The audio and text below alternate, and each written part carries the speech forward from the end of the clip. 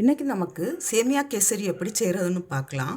அதுக்கு நான் மெஷரிங் கப்பில் தான் 2 கப்பு சேமியா எடுத்து வச்சுருக்கிறேன்.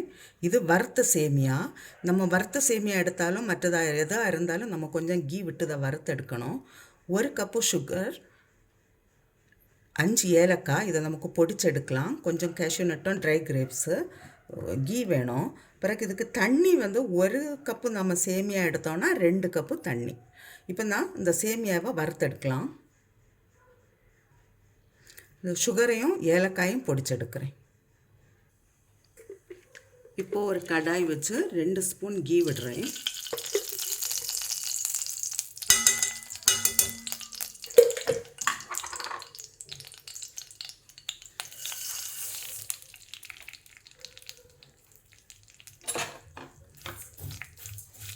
இது ஒரு 4-5 நிமிஷம் வறுத்தெடுக்கலாம்.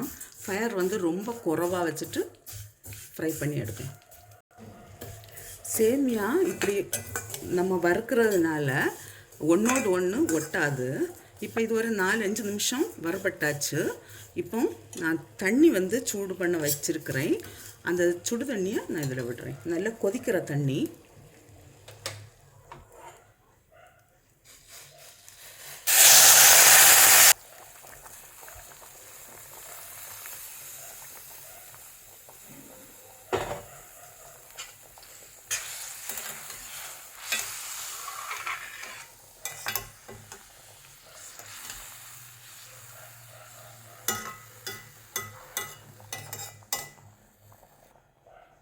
இப்போ மூடி வச்சு வேக வைக்கிறேன்.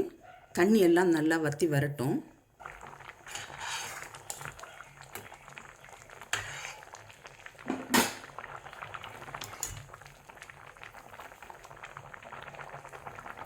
ஒரு பிஞ்சு சால்ட் போடுறேன்.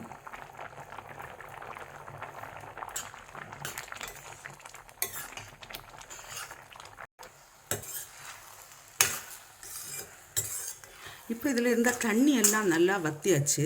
நான் சுகரை போடுறேன். சுகரும் ஏலக்காயும் சேர்த்து பொடிச்சு வச்சுருக்கிறேன். ஏலக்காய் உங்கள்கிட்ட பொடி இருந்ததுன்னா சுகர் பொடிக்க வேண்டிய அவசியம் இல்லை.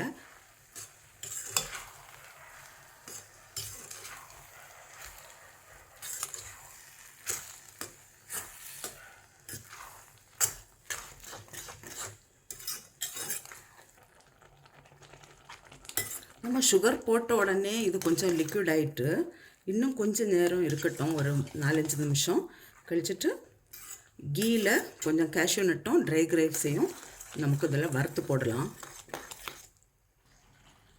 ஒரு சிட்டிகை கேசரி கலர் போடலாம். இதில் கொஞ்சம் தண்ணி விட்டு மிக்ஸ் பண்ணுறேன்.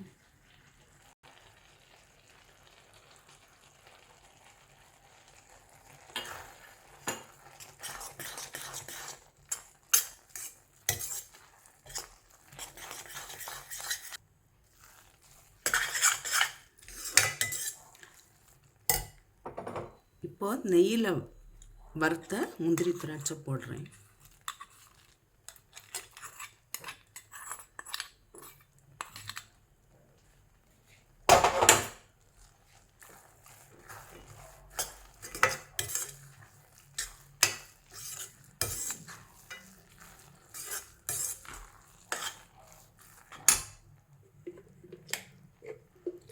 கடைசியாக 1 ஸ்பூன் கீ.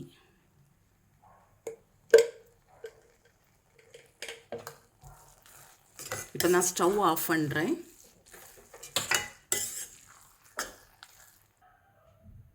சேமியா கேசரி ரெடியாக இருக்குது. பாருங்கள், அது எவ்வளவு ஒன்று ஒட்டாமல் இருக்குது. இதே போல் நீங்களும் செய்து பாருங்கள். செய்து பார்த்து உங்களுடைய கருத்துக்களை தெரிவிங்க. உங்களுக்கு இந்த சமையல் பிடிச்சிருக்குன்னா உங்களுடைய ஃப்ரெண்ட்ஸுக்கு ஷேர் பண்ணுங்கள்.